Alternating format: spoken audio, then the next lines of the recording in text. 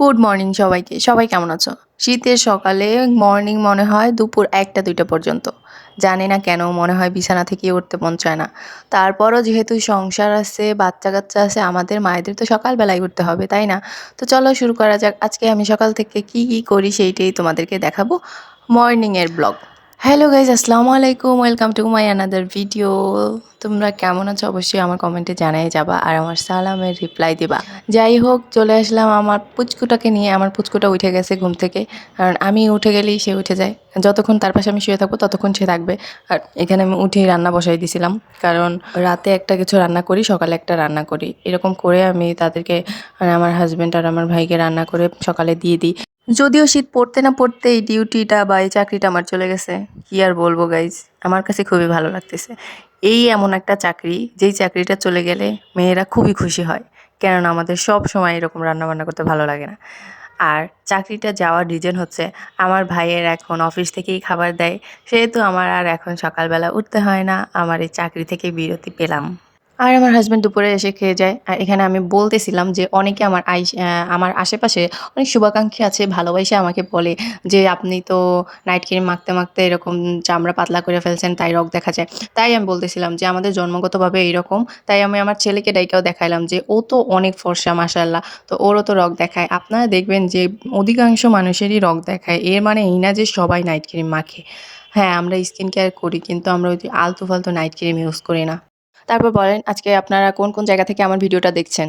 তাহলে আমি বুঝতে পারবো আমার ভিডিওটা কতদূর পর্যন্ত যায়। অনেকে আছে কি আমাকে অনেকদিন ধরে ফলো করে, ঠিক আছে? তারপর যদি হঠাৎ একদিন মেসেজ দেয়, যখন আমি জিজ্ঞেস করি তারা বলে কি, ঢাকার মধ্যে থাকি তো যার কারণে হয়তো তোমার ভিডিও আমার কাছে আসছে। কিন্তু আমি দেখছি যে আমার ভিডিও আমার আশেপাশে কারো কাছে যায় না। বেশিরভাগ ইন্ডিয়ান আপুদের সাথেই আমার পরিচয় হয়, কেননা বাহিরেই ভিডিওটা বেশিরভাগ যায়। তারা হয়তো জানে না যে আমি এইসব বিষয় খুবই পারদর্শী, যেসব ভুং-ভাং জিনিস আমার বুঝাইলে হবে না। তোমরা যে ভাই কুটনামি করার জন্য আমার ভিডিও সার্চ দিয়ে দেখো, এই যে এটা আমি ঠিক মতোই জানি। আর এই যে অনলাইন প্ল্যাটফর্মে না আসলে বুঝতাম না, সে অনেক আগে দূর সম্পর্কে মানুষগুলাও কেন যেন আইসা মনে করতেছে আমি খুব ভালো জিনিস ভালোর মধ্যে আছি বা এগুলো করতেছি, তাইতে তাদের মনে হয় খুব হিংসা হচ্ছে। তো আমি যদি খারাপও করে থাকি, তো আপনারা কেন আমার মতো শুরু করতেছেন না? আপনারাও করেন, আপনাদের ভালো বলবে সবাই, কারণ আমি তো খারাপ, আপনারা ভালো মানুষ। আর যাই হোক, আমি এখানে দেখাচ্ছিলাম যে সকালে আমার ঘরের অবস্থা কীরকম থাকে। আমার ঘরের অবস্থা এত পরিমাণ বাজে থাকে, তারপর যখন আমি ঘরটা গুছাই তখন আসলে এই জায়গায় বোঝা যায় যে এখানে মানুষ থাকে। আরেকটা কথা বলি শোনো, যখন তোমাদের সাথে কারো কিছু হবে, যার সাথে হবে ওই ব্যক্তিটাকে নিয়ে কথা বলবা। কখনো তার ফ্যামিলির কাউকে, মেইন কথা হচ্ছে বাচ্চা-কাচ্চা কি বাবা-মা তুইলে কথা বলবা না। তাহলে তোমার যেইভাবে বাসা দেওয়া হবে ওইটা তুমি নিতে পারবা না। আর সেকেন্ড কথা হচ্ছে খালি কলসি কিন্তু বাজে বেশি, ঠিক আছে? আরেকটা কথা বলি, আইফোন চালাইলেই কিন্তু বড়লোক হয় না।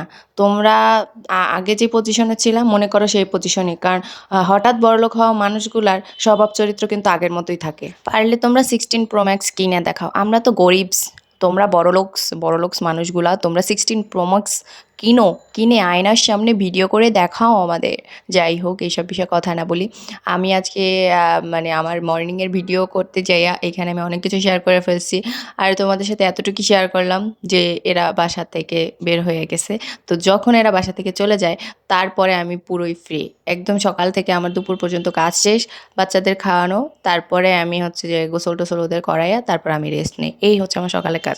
নেক্সট আবার দুপুরে একদিন কাজগুলা শেয়ার করব, ব্লগটা তোমাদের সাথে শেয়ার করব। তো এই পর্যন্ত আজকের ভিডিও। তোমরা আমার সাথেই থাকবা, আর এতক্ষণ থাকার জন্য তোমাদের অনেক ধন্যবাদ। আল্লাহ হাফেজ।